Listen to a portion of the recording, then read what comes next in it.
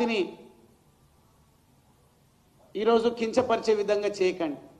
ప్రజలు ఇప్పటికే ప్రత్యేక రాష్ట్రం ఏర్పాటైన తర్వాత ఆశించినట్టుగా అభివృద్ధి జరగలేకపోయింది అని అంతేందుకు నేను మీరో మాట్లాడేది కాదు.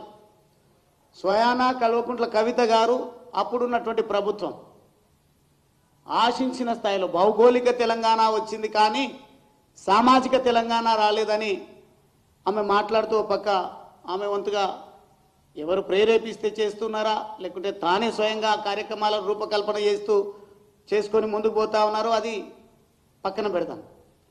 ఒక బాధ్యత కలిగినటువంటి ప్రభుత్వంగా ప్రజలకు ఇచ్చినటువంటి హామీలను పక్కన పెట్టి ఈరోజు ఊరేగడం ఎంత మాత్రం మంచిది కాదు. బీసీలను మోసం చేసి 42% అని మాట్లాడి ఈరోజు స్థానిక సంస్థల ఎన్నికల్లో ఊరు పేరుతో చెప్తా ఉన్నా. నేను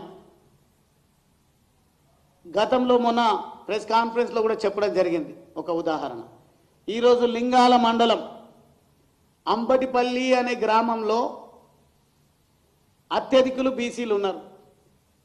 కానీ బీసీల చేతుల్లో, దళితుల చేతుల్లో, ఆదివాసీ బంజారా చేతుల్లో డబ్బు లేదు, లేదంటే ఇతరులను మెప్పించే విధంగా తమ సొంత పనులను పక్కన పెట్టి ఓట్లు అడిగి గెలిచే పరిస్థితి కూడా లేదు. కాబట్టే మాకు రిజర్వేషన్లు కావాలి అని చెప్పేసి బీసీలు పోరాటం చేస్తున్నప్పటికీ అత్యధికంగా బీసీలు నివాసం ఉంటున్నటువంటి లింగాల మండలం అంబటిపల్లి గ్రామంలో ఇప్పటి వరకు కూడా ఒక్కరంటే ఒక బీసీ ముందుకొచ్చి నామినేషన్ వేసే పరిస్థితి లేదు. ఈరోజు కాంగ్రెస్ పార్టీ నుంచి ఒక రెడ్డి సామాజిక వర్గం నుంచి పోటీలో ఉన్నారు. ఈరోజు దళితులను, పేదలను వంచినటువంటి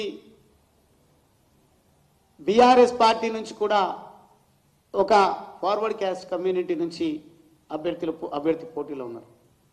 మళ్ళీ ఎందుకు బీసీలకు స్పృహ లేదా, ధైర్యం లేదా అంటే అన్నీ ఉన్నాయి, కానీ ఎన్నికల్లో గెలుపే ప్రామాణికంగా ఉండాలనే స్పృహ మాత్రం ఎస్సీలకు, బీసీలకు, ఎస్టీలకు వచ్చింది.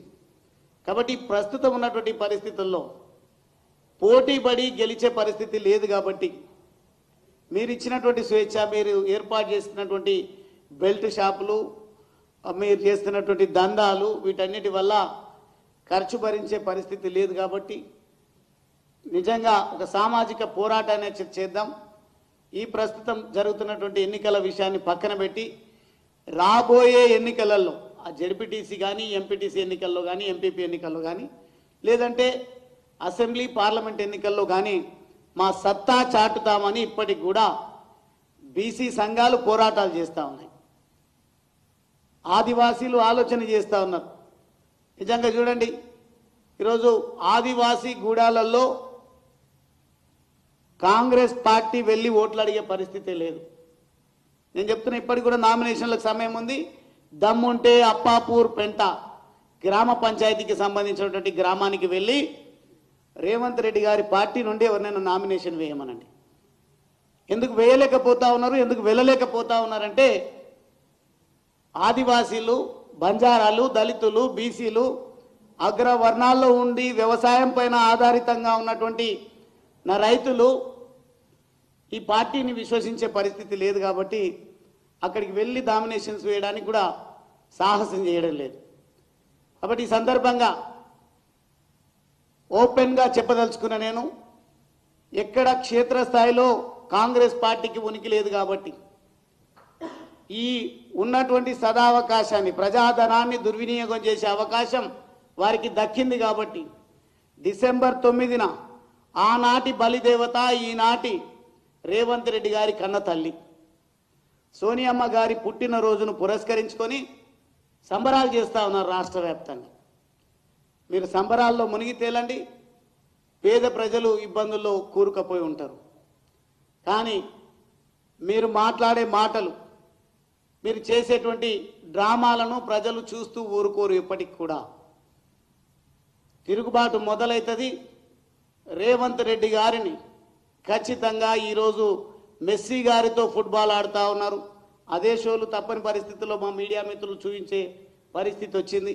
కానీ తప్పకుండా ఇదే మీడియా సంస్థలు మీడియా మిత్రులందరూ కూడా రేవంత్ రెడ్డి గారిని ప్రజలు ఫుట్బాల్ ఆడుకునేటువంటి రోజులను మాత్రం తిలకించే విధంగా మీరు టెలికాస్ట్ చేస్తారని పత్రికల్లో చూపిస్తారని విశ్వసిస్తూ మహాధర్నాకు పెద్ద మొత్తంలో బీజేపీ శ్రేణులు తరలి రావాల్సిందిగా నేను మనస్ఫూర్తిగా విజ్ఞప్తి చేస్తా ఉన్నా.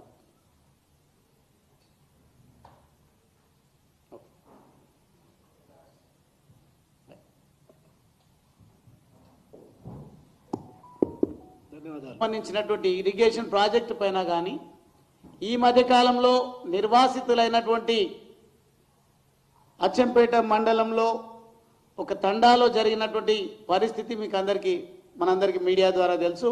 అక్కడికి వెళ్ళినట్టే వెళ్ళిండు, వాళ్ళకి అభయం ఇచ్చినట్టే ఇచ్చిండ్రు.